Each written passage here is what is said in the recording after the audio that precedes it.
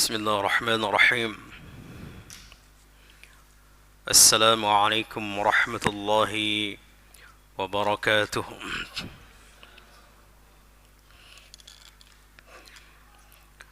إن الحمد لله نحمده ونستعينه ونستغفره ونعوذ بالله من شرور أنفسنا وسيئات أعمالنا. من يهده الله فلا مضل له ومن يضلله فلا هادي له. أشهد أن لا إله إلا الله وحده لا شريك له، وأشهد أن محمدا عبده ورسوله وحبيبه وخليله، ولا نبي ولا رسول بعده. يا أيها الذين آمنوا اتقوا الله حق تقاته ولا تموتن إلا وأنتم مسلمون.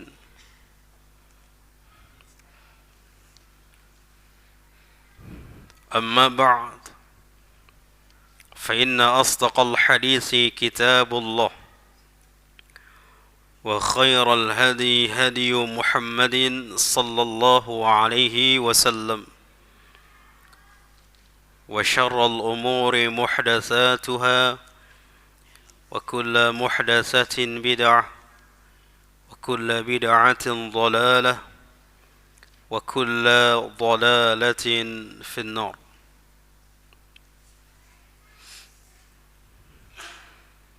إخواني والأخوات في الدين، رحمني ورحمكم الله.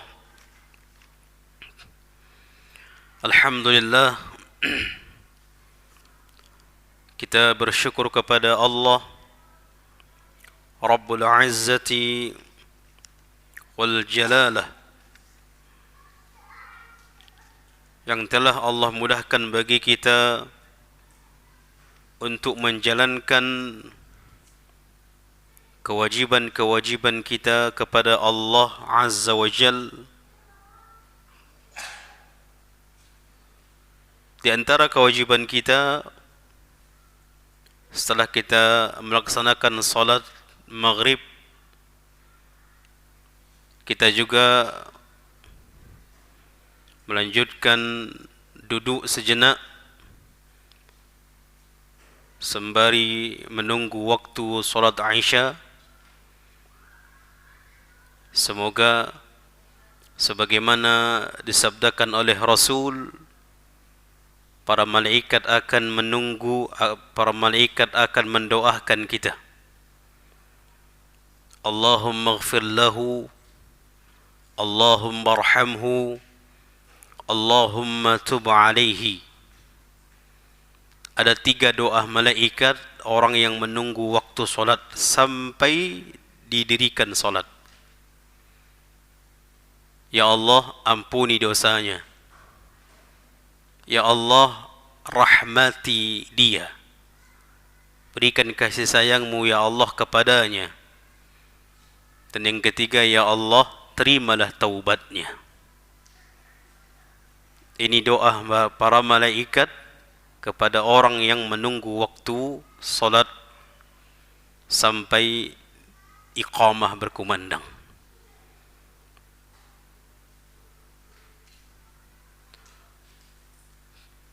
Menunggu waktu solat, kita mengkaji agama yang telah Allah turunkan kepada kita, yang agama ini bersumber dari 2 perkara, Al-Quran dan hadis. Namun dari pemahaman siapa yang kita ambil di dalam memahami Al-Quran dan hadis? Tentunya orang-orang yang sudah direkomendasikan Allah orang-orang yang sudah dijamin oleh Allah, baik itu pemahaman mereka, baik itu apa yang ada di dalam hati dia dan di dalam pikiran mereka, baik itu di dalam akhlak mereka, perbuatan mereka, amal mereka. Itulah para sahabat. Itulah para sahabat yang Allah mengatakan radhiyallahu anhum wa radu anhu. Tidak mungkin Allah meridhai mereka hanya satu sisi saja. Tidak mungkin. Pasti karena Allah sudah meridhai mereka, meridhai segala sisi.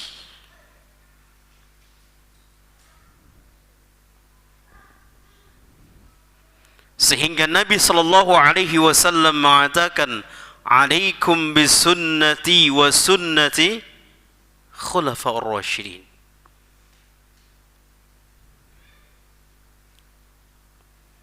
Menunjukkan rekomendasi dari Nabi tentang pemahaman para sahabat, pemikiran para sahabat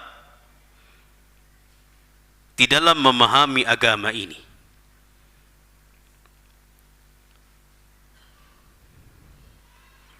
Dan tidak akan mungkin para sahabat itu menyimpang dari pemahaman Rasulullah dalam agama ini. Tidak akan mungkin.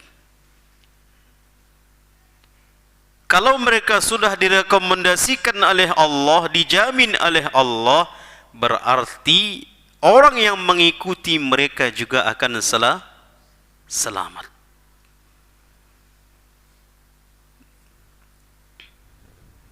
Makanya Allah juga mengatakan, perintahkan kepada manusia untuk mengikuti para sahabat.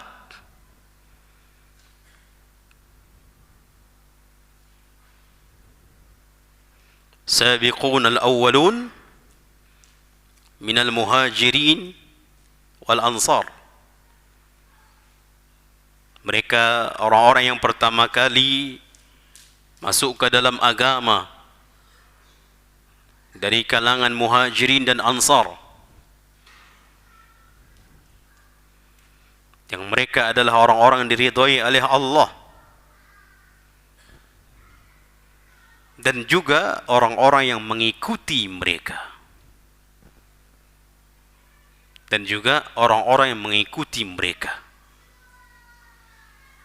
mengikuti mereka dengan baik dan secara keseluruhannya. Maka mereka yang mengikuti para sahabat juga mendapatkan ridho dari Allah. Kenapa mereka yang mengikuti para sahabat mendapatkan keridhaan dari Allah? Karena para sahabat sudah diridhoi oleh Allah. Maka kalau ada orang berbicara tentang agama, ada tidak di sana para sahabat? Kalau ada orang memahami dalam permasalahan agama, ada tidak pemahaman para sahabat dengan sama dengan itu? Berarti cerminannya adalah para sahabat.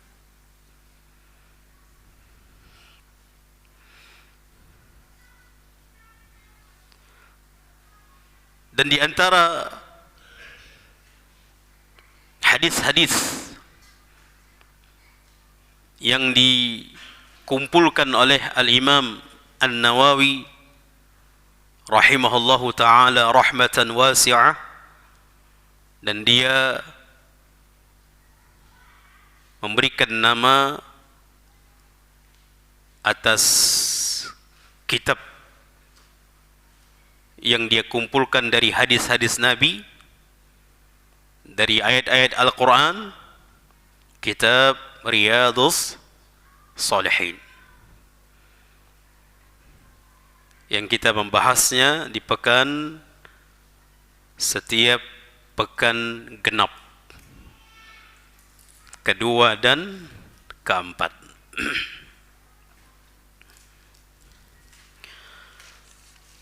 Alhamdulillah kita masih berada di bab sabar. Kita masih berada di dalam pembahasan bab as-sabar, kesabaran.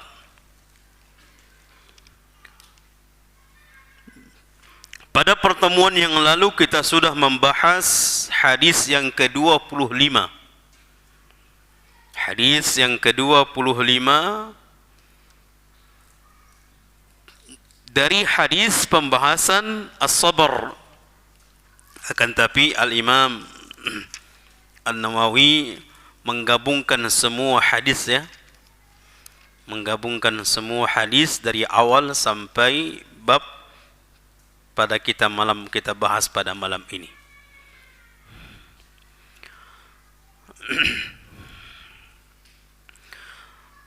An Abi Malik Al-Harith bin Asim Al-Ash'ari radhiyallahu anhu qala qala Rasulullah sallallahu alaihi wasallam at-tahuru syatrul iman. Kata Rasulullah sallallahu alaihi wasallam bahwa kesucian itu bagian separuh dari keimanan. Syatru artinya nisfu. Nisful iman. Kesucian yang dimaksud, yang dijelaskan oleh para ulama, suci zahir dan suci batin. Dan jika untuk lebih utama antara zahir dengan batin, lebih utama di dalam kepedulian, di dalam penjagaan, menjaga kesuciannya, mana lebih utama, zahir atau batin? Batin. Dan jika ditanya apakah itu saling berkaitan antara zahir dengan batin? Naam. Kalau batin saja mereka menjaga, zahir pasti lebih menjaga. Namun orang yang lebih peduli menjaga zahir belum tentu menjaga batin. Betul itu, Pak? Dalam zahirnya dia jaga kebersihan, kesucian, kerapian pada zahir dirinya. Belum tentu dia bisa menjaga kesucian, kebersihan hatinya. Namun orang yang senantiasa menjaga batin, menjaga hati, pasti dia akan menjaga kesucian, kerapian, kebersihan pada dirinya.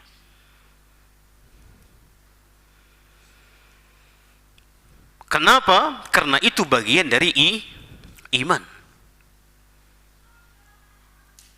Kesucian batin, menjaga kesucian batin dari segala kesyirikan-kesyirikan, baik itu syirik kecil maupun baik itu syirik besar maupun syirik kecil. Demikian juga dosa-dosa dan maksiat.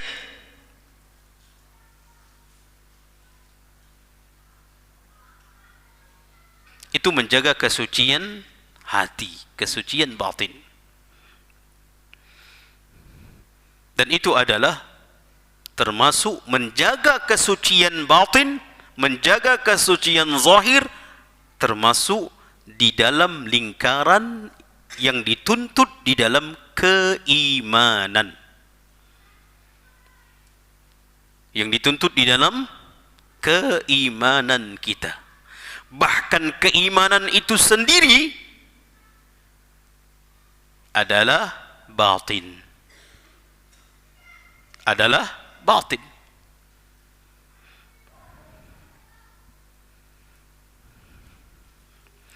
Kemudian kata Nabi SAW, walhamdulillah tamla'ul mizan.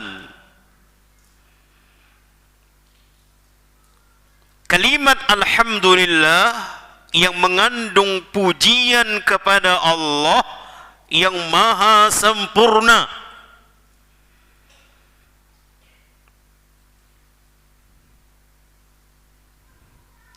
Itu dapat memenuhi mizan, dapat memenuhi timbangan,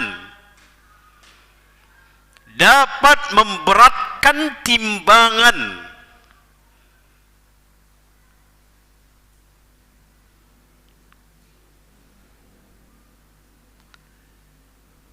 Kalau penuh sudah pasti berat atau tidak? Hah? Kalau penuh sudah pasti berat atau tidak? Iya. Kalau berat belum tentu penuh. Faham maksudnya? Makanya Nabi SAW mengatakan tamla'ul mizan, memenuhi timbangan. Berarti di dalamnya memberatkan timbangan kebaikan.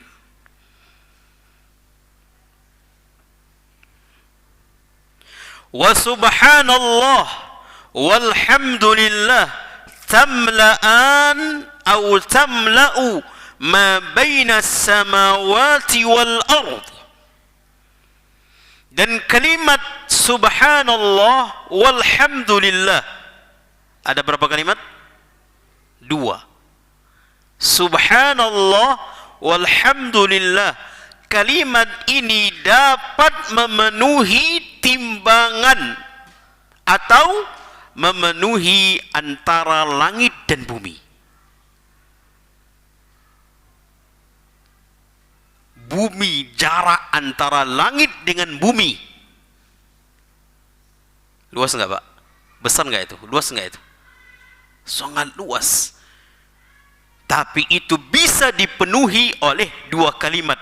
Subhanallah walhamdulillah. Begitu dahsyatnya, agungnya kalimat itu. Apa-apa yang di langit, apa-apa antara bumi dengan langit dipenuhi dengan kalimat subhanallah walhamdulillah.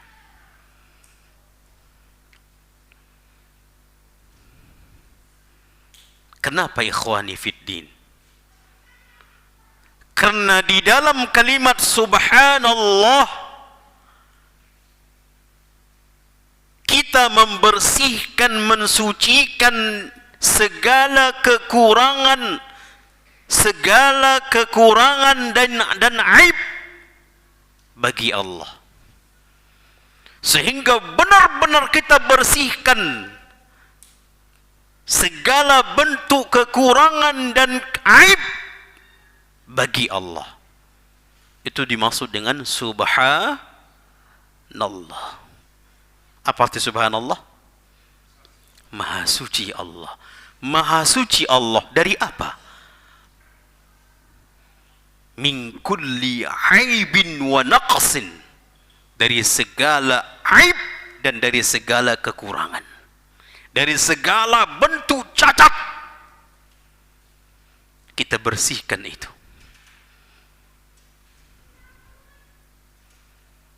Makanya ketika berbicara tentang orang-orang yang mensyirikkan Allah, maka Allah tutup dengan subhanallah amma yasifun atau amma yusyrikun.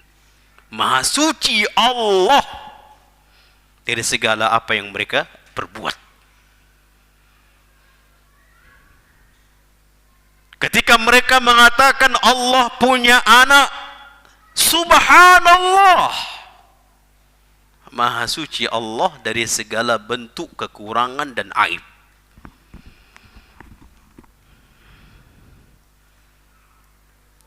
Kemudian di dalam kalimat walhamdulillah, subhanallah walhamdulillah, di dalam kalimat subhanallah kita membersihkan Allah, kita mensucikan Allah dari segala kekurangan, dari segala aib.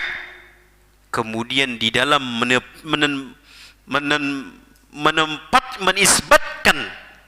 menetapkan kemahasempurnaan Allah. Kalau tidak ada aib, tidak ada kekurangan, berarti sempurna atau tidak? Sempurna.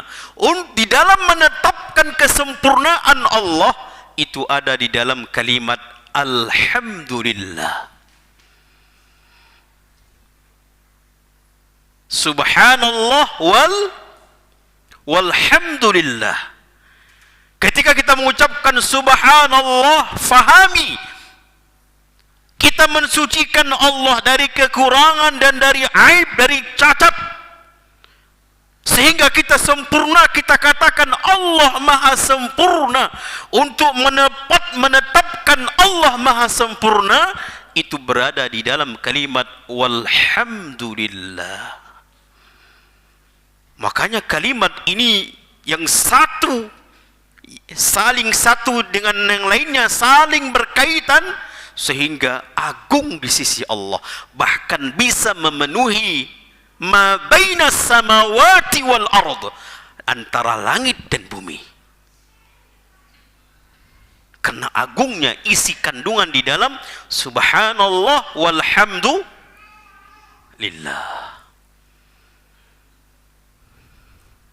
Faham ya kan? Hah? Atau terlalu tinggi kali ini? Hah? Udah berapa lama kita kajian, Pak? 1 tahun lebih, agak tinggi lah sedikit. InsyaAllah mafhum ya, dipahami. Jadi kalimat subhanallah, maha suci Allah. Maha suci Allah, kita membersihkan, menafikan, mentiadakan segala sesuatu yang berbentuk kekurangan dan aib. Itu tidak ada punya Allah. Itu tidak ada dimiliki oleh Allah. Maha benar-benar sempurna. Untuk menetapkan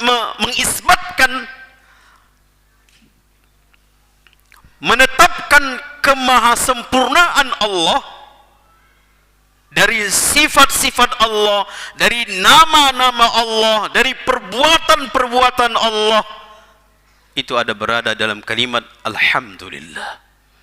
Segala puji milik Allah. Kenapa kita memuji Allah? Di antaranya karena kemahasempurnaan Allah. Kita melihat seseorang misalnya sempurna, kita puji atau tidak? Kita puji. Kita melihat bangunan indah, Masya Allah, kita puji. Karena kita melihat itu indah, sempurna. Walillahi masalul a'la. Dan milik Allah yang lebih sempurna, kemahasempurnaan Allah, itu berada di dalam kalimat alhamdulillah. Jadi apapun perbuatan yang dibuat oleh Allah, Ustaz, Allah itu berbuat. Bukankah Allah mengatakan fa'alul lima yurid? Fa'alul lima yurid. Allah berbuat sesuka hati Allah. Keinginan sesuai dengan keinginan Allah. Allah berbuat. Allah berbuat. Bahkan dalam bentuk kemahasempurnaan Allah. Wa makaru wa makarallah wallahu khairul makirin. Mereka musuh-musuh Allah memiliki makar.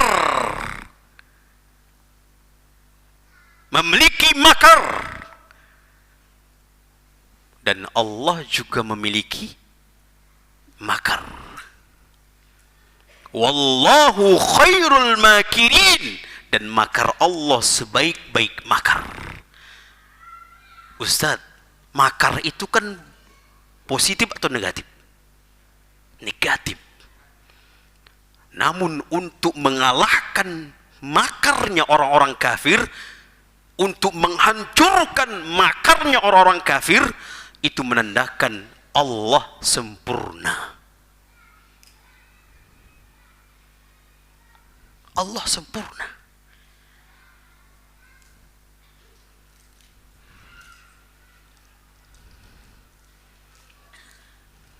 Maka hibati fillah rahimani wa rahimakumullah, maka kita ingin menunjukkan betapa dahsyatnya kalimat di dalam subhanallah walhamdulillah. Makanya kalau orang yang faham dalam kalimat apa yang dia ucapkan, mungkinkah dia ketika zikir subhanallah, subhanallah, subhanallah, subhanallah, subhanallah, subhanallah, subhanallah, alhamdulillah, alhamdulillah, mungkin? Gak mungkin.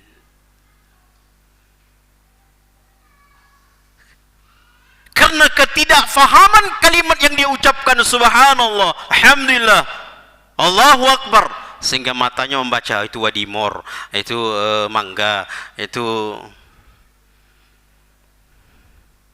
tak faham dia yang dia ucapkan. Ada juga lebih cepat dia ucapkan subhanallah, subhanallah, subhanallah, subhanallah, subhanallah. Padahal kata para ulama, ketika kita mengucapkan subhanallah, iringi di dalam hati kita. Apa yang dimaksud dengan subhanallah? Subhanallah, iringi dalam hati. Maha suci Allah dari segala aib dan kekurangan. Minimal itu, minimal. Sehingga berpengaruh di zikir kita itu. Makanya ketika para sahabat berzikir dengan kuat-kuat, Nabi apa kata Nabi?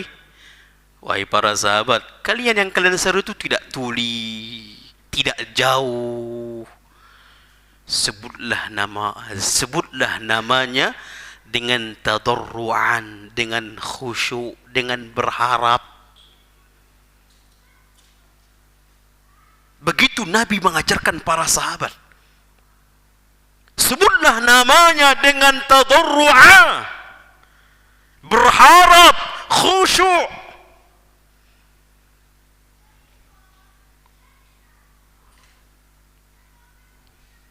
Bahkan menghayati. Khusyuk itu menghayati. Subhanallah, subhanallah, subhanallah. Apalagi kata Nabi SAW, janji Allah dari lisan Nabi SAW, orang yang membaca zikir setelah salat, apa aja? Maka faedahnya apa? Keutamaannya apa? Allah menghapuskan dosanya walaupun dosa itu sebanyak buih di lautan. Pernah Pak nengok laut Pak? Di Riau ini ada nggak laut? Dumai ya? Sama di mana ya? Siak Pernah nggak buih itu di lautan itu? Begitu banyaknya buih itu.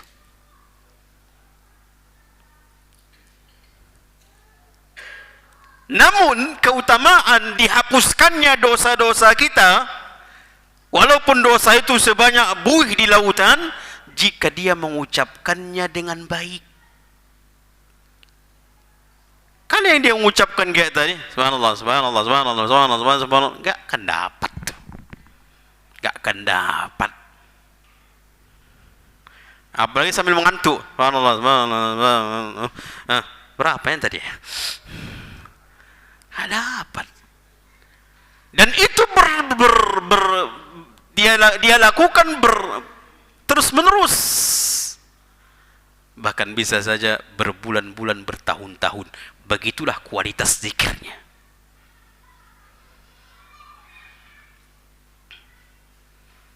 Padahal subhanallah begitu agungnya, dahsyatnya, luar biasa.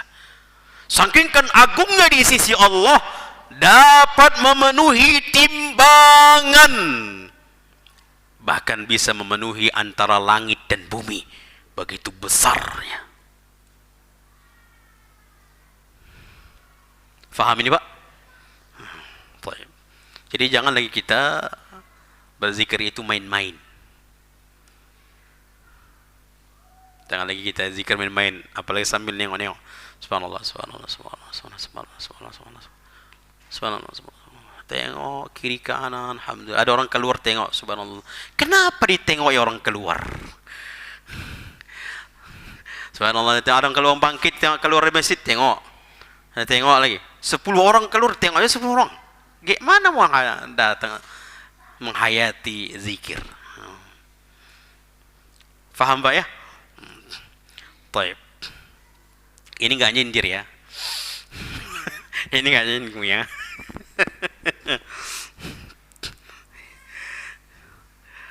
Kemudian kata Nabi SAW, wassalatu nurun. Salat itu cahaya. Dikatakan oleh Syekh Shalih Al-Utsaimin, cahaya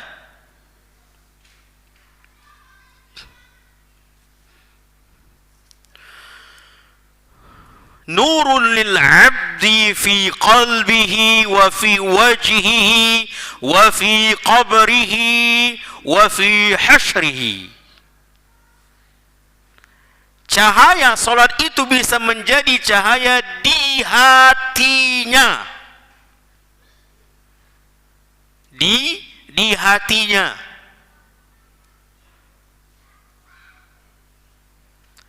Semakin bagus salatnya, semakin bagus cahayanya. Semakin banyak salatnya, semakin besar cahayanya. Di hatinya. Sehingga hatinya diisi, dipenuhi oleh cahaya.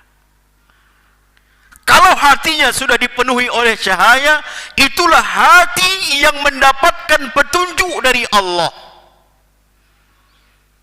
Sehingga hati yang mendapatkan petunjuk dari Allah, hati itu akan tunduk kepada kebenaran. Dan bahkan Allah berikan bisa memilih antara mana yang hak dan mana yang batil, karena ilmu yang masuk ke dalam hati yang penuh dengan cahaya. Dan ilmu tidak mungkin masuk ke dalam hati yang gelap, gak mungkin. Makanya Al-Imam Waqi', gurunya Imam Syafi'i, ketika Imam Syafi'i bertanya kepada gurunya Imam Waqi', ya Imam, kenapa hafalanku kok bundar ya? Kok banyak yang lupa ya? Beliau memberikan nasihat, al-ilmu nurun wan nur la yuhda lil 'asi. Ilmu itu cahaya, dan cahaya tidak akan masuk ke dalam hati yang gelap. Kalau kita semakin baik solat kita, semakin khusyuk solat kita, semakin banyak solat kita, solat wajib dia kerjakan, solat sunnah dia kerjakan, semakin banyak, semakin besar cahaya di dalam hatinya. Kalau sudah semakin besar cahaya di dalam hatinya, semakin mudah menerima kebaikan. Mudah menerima kebaikan, mudah menerima kebenaran, mudah menerima nasihat, dan mudah ilmu masuk ke dalamnya. Kalau sudah ilmu masuk ke dalam hatinya, sehingga ilmu itu memberikan efek ke dalam dirinya, ke dalam kesehari-hariannya, wallahi nikmat yang luar biasa. Ikhwan, Ilmu itu bukan hanya di pengajian saja, bukan hanya di masjid. Ilmu itu ada di dalam keseharian kita.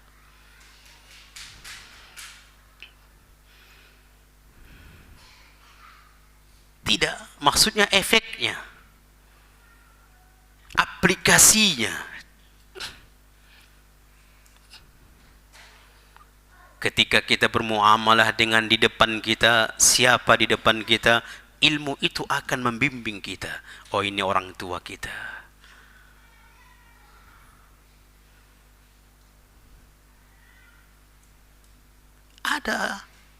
Ada efeknya, ada pengaruhnya.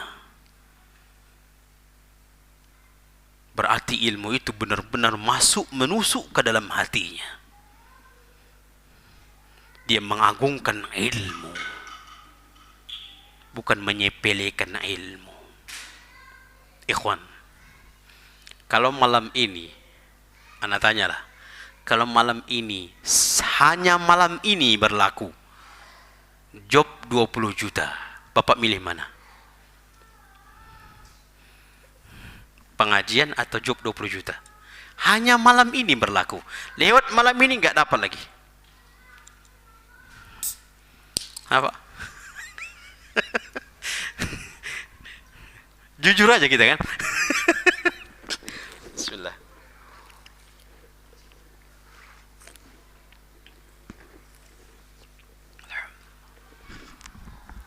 Iya tidak? Karena kita belum merasakan agungnya ilmu itu.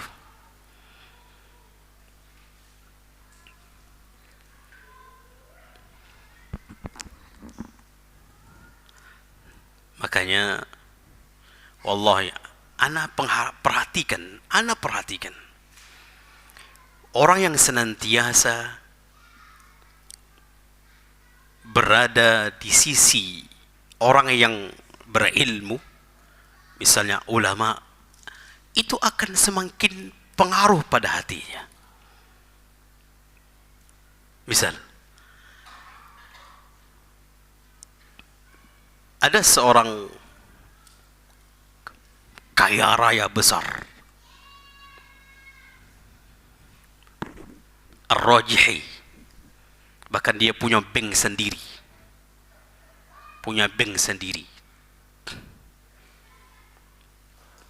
Dia bukan ulama, dia pengusaha besar, tapi sering dengan ulama, sering bersama dengan ulama. Ketika teken kontrak antara pengusaha dengan pengusaha besar, teken kontrak, dan isinya subhanallah bukan ratusan juta lagi. Teken kontrak itu menghasilkan ribih, keuntungan yang miliar. Ketika ada panggilan Allah, dia tinggalkan nih. Sekalipun pulang ini orang, nggak peduli dia. Dia tinggalkan kontrak itu. Maaf, saya ke masjid dulu. Dia tinggalkan nih. Kalau kita akan bisa, nanti bisa.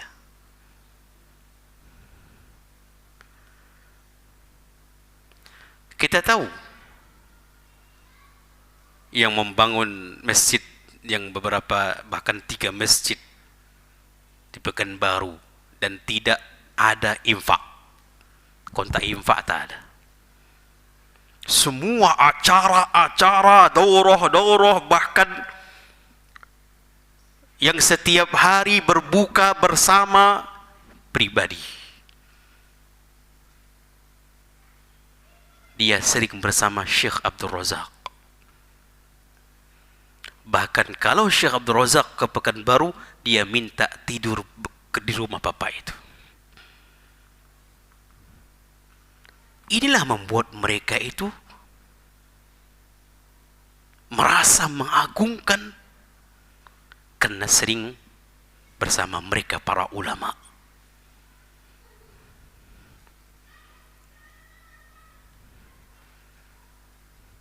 Maka hibati fillah rahimani wa rahimakumullah. Jadi ini akan terbentuk pada diri seseorang jika cahaya itu senantiasa semakin besar. Di antara yang membuat hati kita itu bercahaya bukan gelap adalah salat. Semakin dia khusyuk di dalam salatnya, semakin besarlah cahaya di dalam hati. Semakin banyak salatnya, dia jaga salatnya. Salat wajib, salat sunnah, dia jaga. Semakin besar cahaya itu. Allah ya jemaah. Kalau sudah hati bercahaya, wallahi luar biasa nikmatnya. Taib. Wa fi wajhi, wajahnya juga bercahaya. Kemudian kuburannya juga bercahaya. Kuburannya bercahaya dan dia nanti dibangkitkan di padang mahsyar, dikumpulkan di padang mahsyar, dibangkitkan di hari kiamat, dia juga memiliki cahaya. Azan? Taib. Kita salat Isya dulu, insyaallah kita lanjut setelah ba'da Isya. Wassallallahu ala nabiyyina Muhammadin wa ala alihi wa sahbihi ajma'in. Wassalamualaikum warahmatullahi wabarakatuh.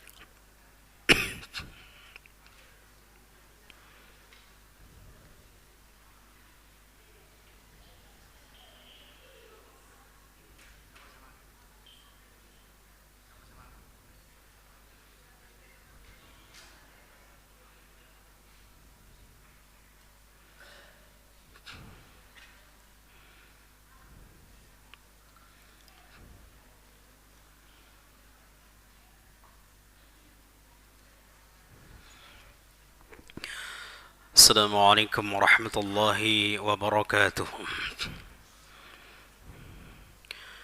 الحمد لله رب العالمين، والصلاة والسلام على أشرف الأنبياء والمرسلين وعلى آله وأصحابه أجمعين. إخواني والأخوات في الدين رحمني ورحمكم الله.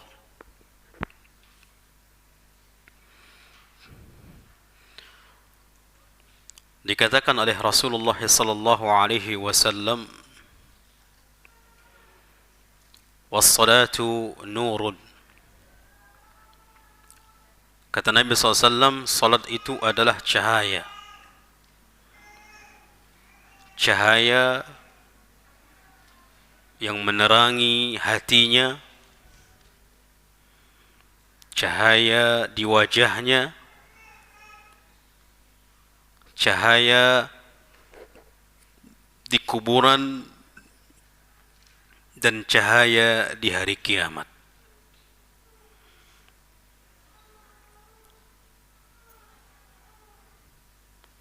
Karena hari kiamat adalah kegelapan, terlebih bagi orang-orang yang melakukan kezaliman. Kata Nabi SAW,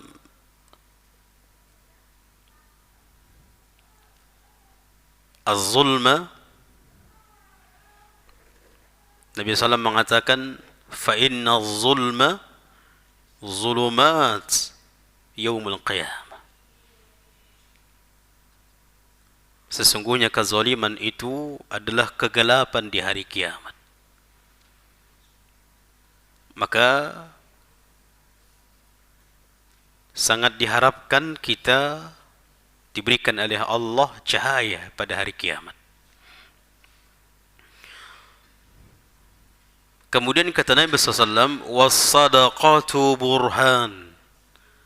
Sedekah itu adalah bukti. Zakat.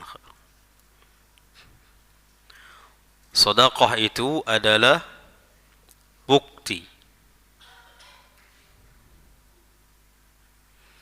Bukti apa? Dijelaskan oleh Syekh Salih Al-Utsaimin, dalilun ala sidqil iman wa sihhatihi. Sedekah itu bukti atas kebenaran imannya, kejujuran imannya, wa sihhatihi, dan sahihnya imannya, dan benarnya imannya.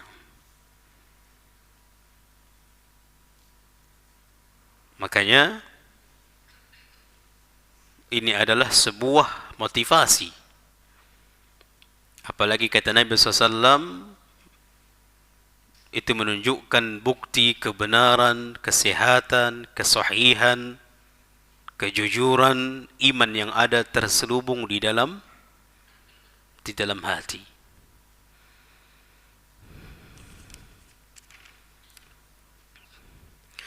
Was-sabru diya'un, dan sabar itu juga cahaya.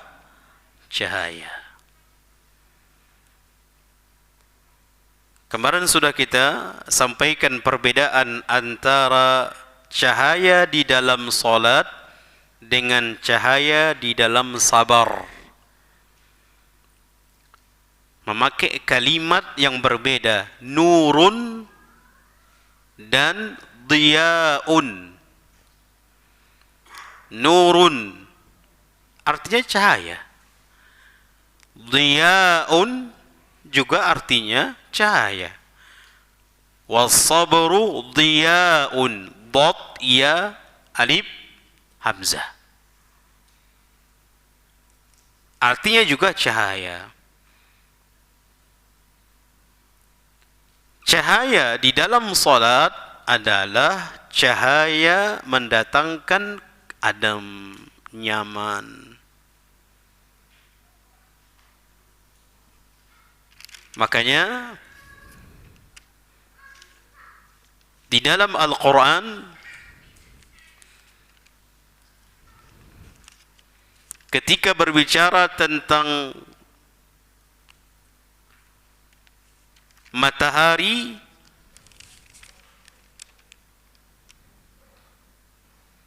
Allah memakai kalimat diya. Dan ketika berbicara tentang bulan, Allah memakai kalimat nur. Nah, Allah jelaskan dalam surah Yunus ayat 5. Huwa alladhi ja'ala asy-syamsa diya'an wal qamara nuran. Dialah yang menjadikan matahari cahaya dan juga bulan bercahaya. Kalau Allah tutup cahaya matahari, apa yang terjadi? Gelap. Kalau Allah tutup cahaya bulan, apa yang terjadi? Gelap. Namun kita merasakan cahaya di siang hari dengan cahaya di malam hari, yaitu bulan, beda atau tidak? Berbeda. Kalau cahaya di siang hari panas, gerah, apa lagi bahasanya? Apa? Gerah kayak kalau bahasa apa ya? Semu ya. Sumu. Semu lain lagi ya. Sumu. Sumu. Gerah. Di malam hari kita keluar, bahkan pas di tengah bulan itu, apalagi bulan itu bulan purnama 15, pas di tanggal 15-nya penuh. Ada nggak kepanasan kita? Tidak. Maka ini menunjukkan Nabi memberikan kalimat wasabru diya, kesabaran itu cahaya panas, menunjukkan sabar itu ada panasnya. Karena menahan panas itulah dia sabar. Menjadi dia orang yang sabar. Padahal dadanya itu sudah, ya Allah, udah mau pecah. Dia tahan. Nah, itulah sabar. Ketika dia luapkan, berarti hilanglah dari kesabaran. Ketika dia tahan, berarti dia sabar. Berarti sabar itu sulit atau tidak? Menahan emosi marah. Maka yang dikatakan oleh Nabi SAW, bukanlah orang yang kuat itu orang yang menang di apa namanya, di arena. Yang sekarang itu apa yang berantem itu apa namanya? Hah? Tinju, ya. Yang ada yang model selain dari tinju. Hah? UMC. Oh, nonton Pak ya. Nah, itu kan berantem, menang. Bahkan sekalipun dia tak pernah kalah. Kata Nabi SAW, orang yang kuat itu yang mampu menahan marah. Itu yang kuat. Bukan yang tak pernah kalah di dalam ring. Bukan yang jago dalam silat. Siapa yang jago silat Pak? Bukan itu yang jago. Yang jago, kata Nabi SAW, yang bisa menahan marah. Makanya karena sulitnya menahan marah itu, sampai mengatakan la taghdab walakal jannah. Jangan marah, bagimu surga.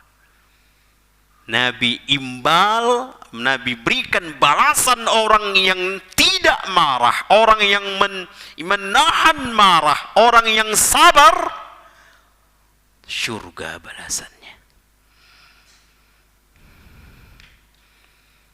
Makanya Nabi memakai kalimat dia, bukan nur. Wasabru nurun, bukan. Tapi Nabi memilih kalimat wasabru diyaun. Cahaya iya. Sabar itu mengandung cahaya, namun cahaya yang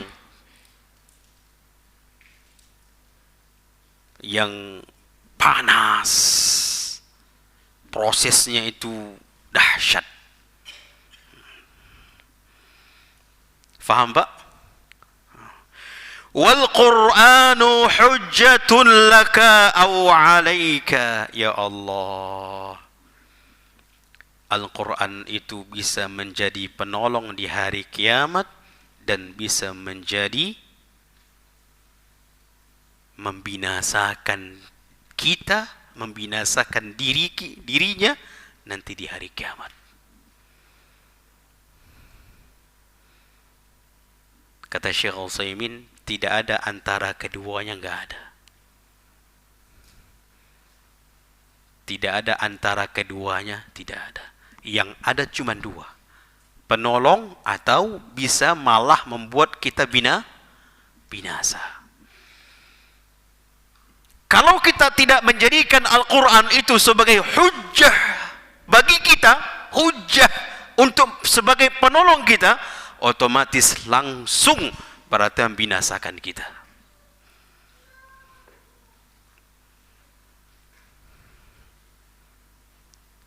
Kapan Al-Quran itu menjadi membinasakan kita sendiri? Kapan? Kalau tidak dibaca. Kita bercermin ikhwan, apakah hari ini kita membaca Al-Quran? Apakah semalam kita membaca Al-Quran? Apakah 2 hari yang lalu kita membaca Al-Quran? Apakah seminggu yang lalu kita membaca Al-Quran? Atau berbulan-bulan tidak membaca Al-Quran? Hati-hati, itu bisa membinasakan kita.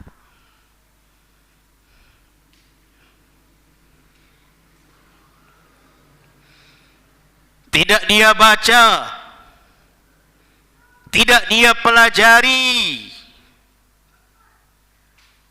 baik itu tahsinnya, tajwidnya, atau makna per makna, atau memahaminya, mengamalkannya, tidak ada sama dia itu.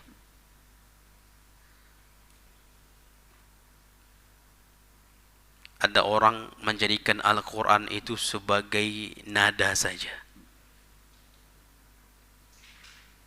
sebagai nada saja, tetapi tidak peduli di dalam mengamalkan atas apa yang dia baca. Dia baca Al-Fatihah 1 nafas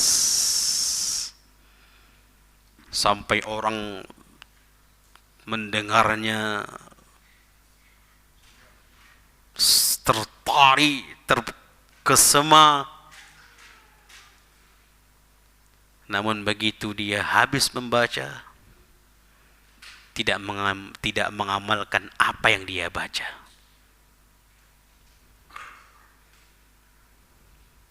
Apalagi dijadikan Al-Quran sebagai mencari dunia. Mencari dunia.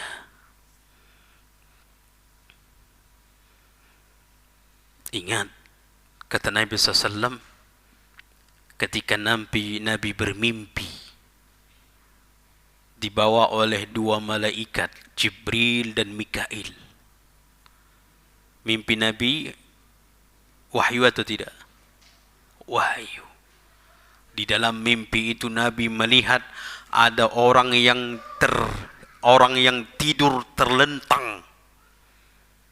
Ada orang yang tidur terlentang. Kemudian di arah kepala orang yang tidur ini berdiri, di tangannya ada batu besar, lalu ditimpakan, dipukulkan batu besar itu ke kepalanya. Ketika Nabi bertanya kepada malaikat Jibril dan Mikail, dia mengatakan, huwa sahibul Quran.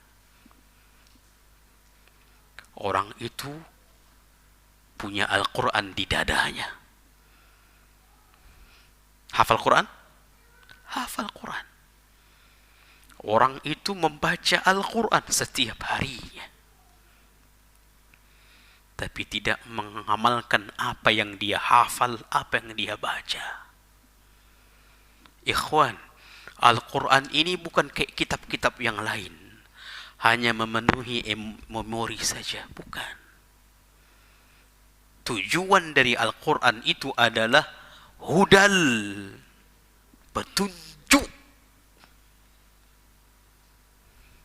menunjukkan diri, menunjukkan arah kita, menunjukkan diri kita, siapa kita sebenarnya. Makanya Aisyah ketika ditanya tentang akhlaknya Nabi, apa jawaban Aisyah? Khuluquhul Quran. Akhlaknya Nabi itu Al-Quran.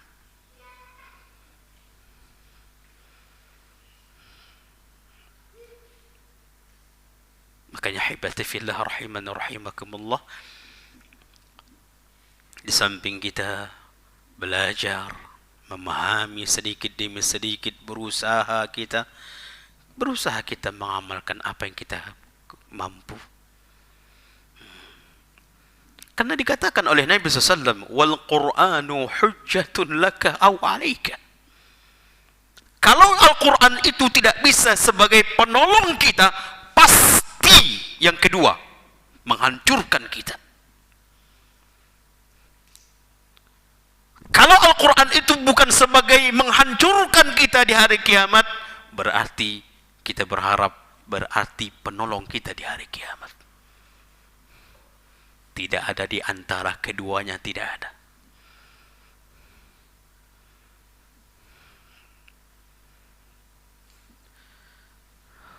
Maka yang dikatakan oleh Syekh Sulaiman Ar-Rahili, keberkahan pada seseorang itu ada pada Al-Quran.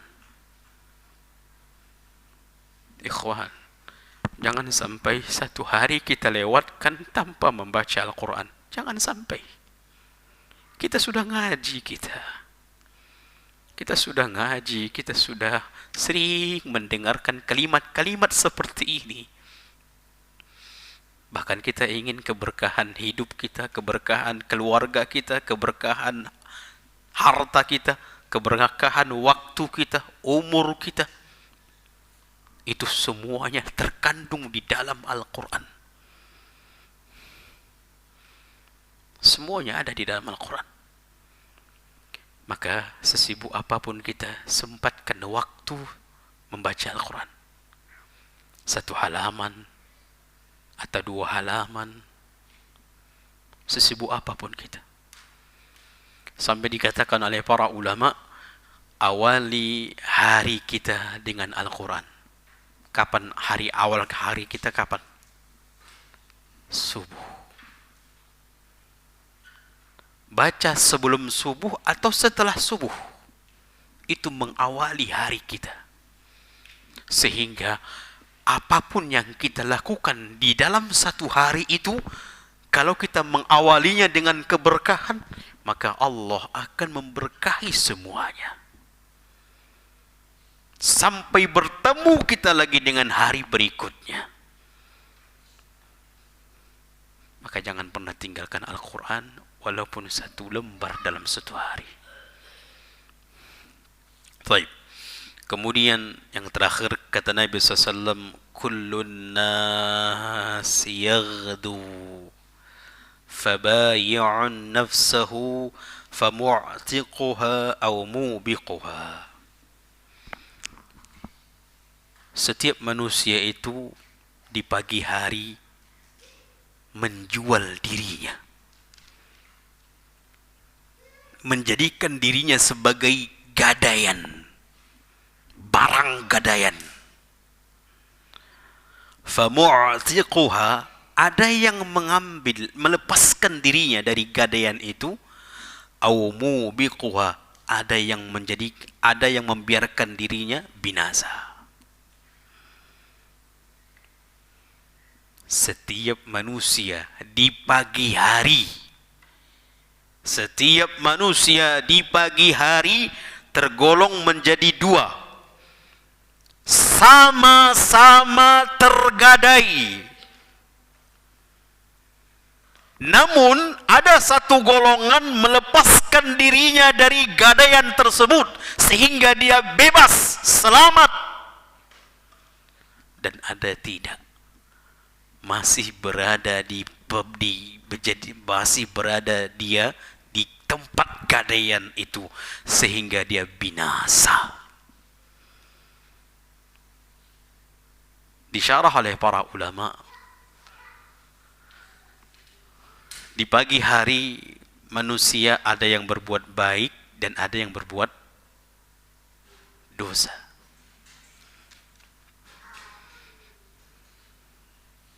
Di pagi hari, setiap orang di pagi hari ada yang berbuat baik, ada yang berada di atas kebaikan, bekerja di atas kebaikan, kemudian melakukan hari-harinya dengan kebaikan, Dan ada orang yang memulai harinya dengan maksiat, dengan dosa, berbuat keburukan, banyak berbuat keburukan.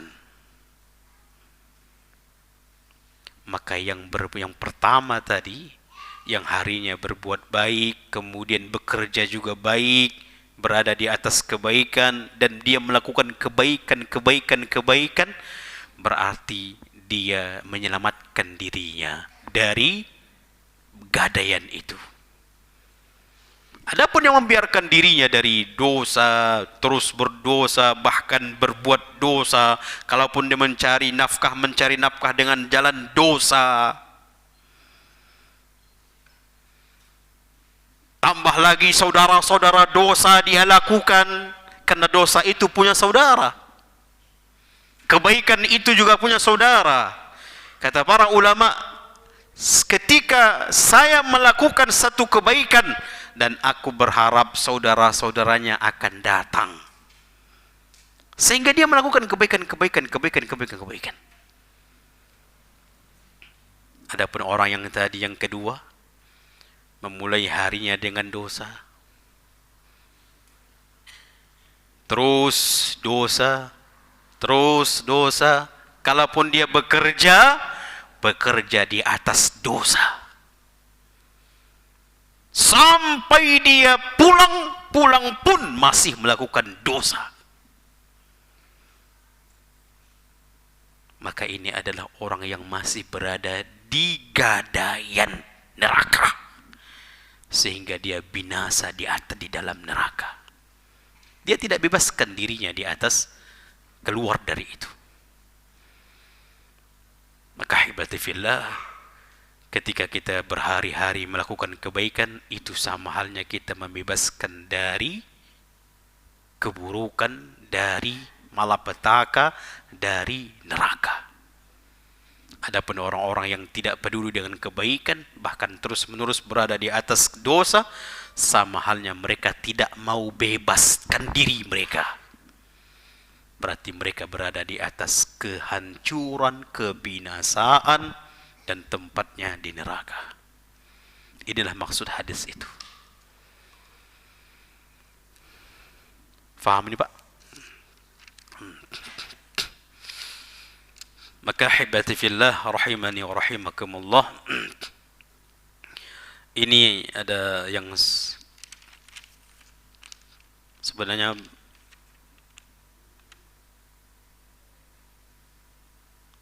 kita bahas itu di hadis yang ke-26 ya, hadis yang selanjutnya.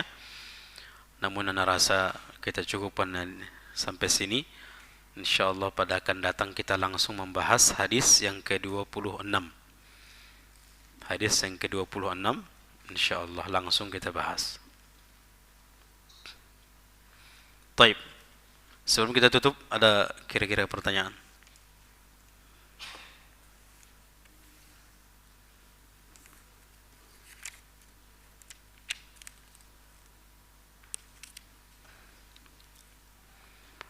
Taib. Kalau tidak ada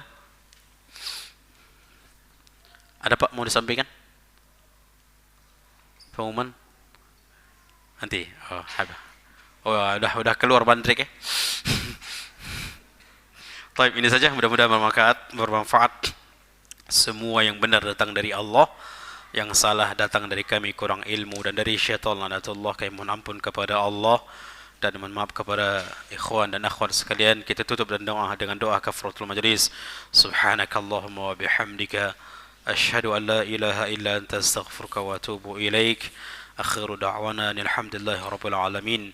Wassalamualaikum warahmatullahi wabarakatuh.